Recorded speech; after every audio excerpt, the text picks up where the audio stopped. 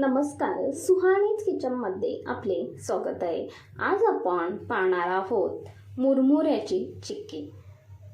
तर ही मुरमुऱ्याची चिक्की खूप छान आणि खुसखुशीत कुरकुरीत तयार होते। त्यासाठी काही महत्त्वाच्या टिप दिलेल्या आहेत, त्यासाठी व्हिडिओ अजिबात स्किप करू नका। तर इथे पाहताय तुम्ही खूप छान आणि कुरकुरीत आपली खुसखुशीत ही वडी तयार झालेली आहे, चिक्की तयार झालेली आहे। तसेच लहान मुले सुद्धा खाऊ शकतात, एवढी ही चवीला भन्नाटच लागते। लगेचच रेसिपीला सुरुवात करूया। तर त्यासाठी इथे मी मुरमुरे घेतले आहेत। तर मुरमुरे 2 वाटी मुरमुरे घ्यायचे आहेत। एका भांड्यामध्ये काढून घेते। त्यानंतर एकाच वाटीने आपल्याला सर्व साहित्य घ्यायचे आहे। तर त्याच वाटीने अर्धी वाटी गूळ घेतला आहे।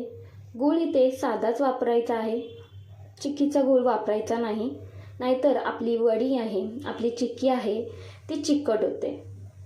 तर गॅसवरती कढई गरम करायला ठेवली, त्यामध्ये सर्व मुरमुरे घालून घ्यायचे आणि मंद आचेवरती हे आपल्याला फक्त गरम करून घ्यायचे आहेत। छान असे क्रिस्पी होईपर्यंत मस्त असे गरम करून घ्यायचे। तर यातले 1 ते 2 मुरमुरे इथे हातामध्ये घेऊन पाहते, तर मस्त असे कुरकुरीत झाले आहेत। आता हे मुरमुरे काढून घेते। त्यानंतर सारख्याच कढईमध्ये 1 चम्मचभर तूप घालून घेतले। तूप गरम झाले की यामध्ये गूळ घालून घ्यायचा आहे। तर इथे मी चिक्कीचा गूळ वापरला नाही आहे, साधा गूळ वापरला आहे। त्यासाठी इथे मी 1 चम्मचभर साखर घालून घेते, म्हणजे आपली चिक्की छान अशी तयार होते आणि चवीला सुद्धा मस्त लागते। तर आता लगेचच चम्मचच्या सहाय्याने हे व्यवस्थित एकजीव करून घ्यायचा। गूळ छान असा विरघळून घ्यायचा आहे, त्यासाठी गूळ बारीक कापून घ्यायचा, म्हणजे लवकर असा विरघळला जातो।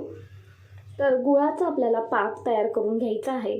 तर पाक ओळखण्यासाठी इथे मी पाणी घेतले आहे एका बाउलमध्ये आणि त्यामध्ये थोडासा गुळाचा पाक घालून घ्यायचा। तर इथे पाहताय तुम्ही गोळी तयार होते, पण चिकट गोळी तयार होते।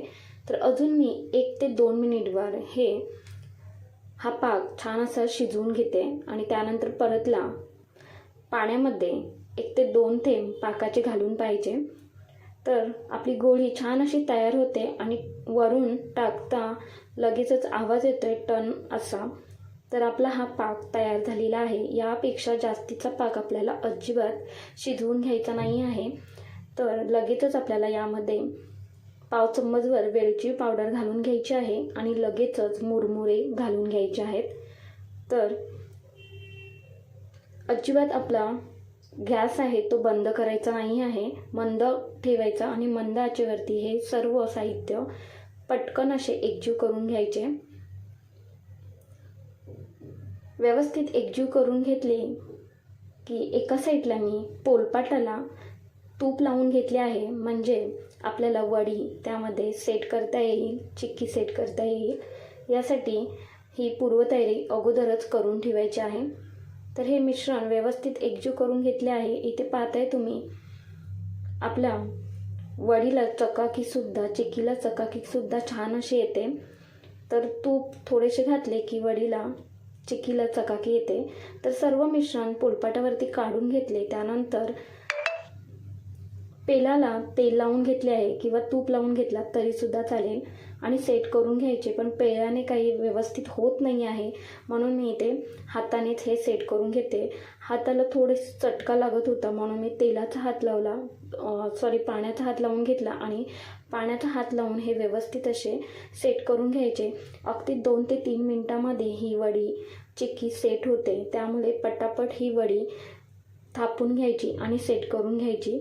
त्यानंतर ही वडी अजिबात सेट होत नाही, त्यामुळे गरम असतानाच ही वडी छान अशी सेट करून घ्यायची। तर इथे पाहताय तुम्ही मस्त अशी ही वडी सेट करून घेतली आहे आणि दिसायला सुद्धा खूप सुंदर अशी दिसत आहे। आता लगेचच ही वडी कट करून घ्यायची आहे। थोडीशी कोमटच आहे तेव्हाच मी ही वडी कट करून घेते कटरच्या साहाय्याने। तुम्ही इथे सुरीने जरी कट करून घेतलात ना तरीसुद्धा चालेल।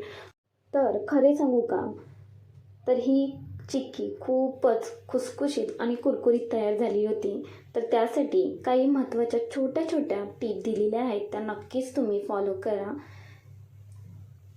तर मुरमुऱ्याची चिक्की असो किंवा मुरमुऱ्याचे लाडू असोत, तर यात्रेमध्ये गेलं की हे मुरमुऱ्याचे लाडू किंवा मुरमुऱ्याची चिक्की दिसली की लहानपणीच्या काही आठवणी जाग्या होतात.